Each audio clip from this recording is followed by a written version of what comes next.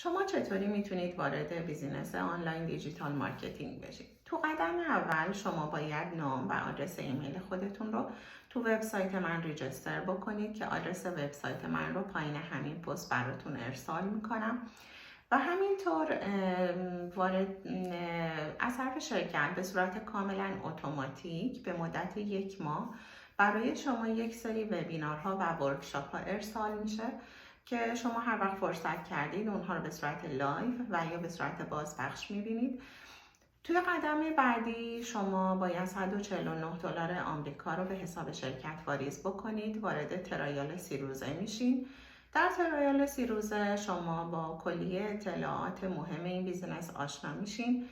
از طریق این ترایال شما میدونید که این بیزینس چی هست، محصولات این بیزینس رو متوجه میشید و میشناسید، مقدار کامیشن ها به چه صورت هست، مقدار سرمایه گذاری چقدر هست و همچنین شما وارد یک گروه 177,000 نفره میشین و با کلیه کسانی که در حال حاضر مشغول به انجام این بیزینس هستن توی اونجا آشنا میشید، درآمداشون رو میبینید، میتونید باهاشون ارتباط بگیرید و کلیه اطلاعات مفید این بیزینس توی ترایال 30 روز است.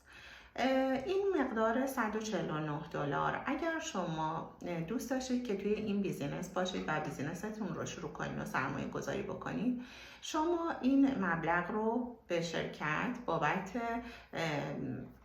درست کردن وبسایتتون و پشتیبانی از وبسایتتون میدین و این مبلغ برگشت داده نمیشه.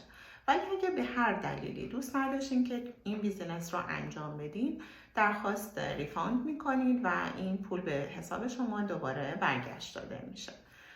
و اگر که شما دوست داشتید که از همکاران ما باشید، باعث افتخار ماست و مراحل بعدی رو در کنار هم جلو میبریم. خیلی متشکرم. موفق باشید.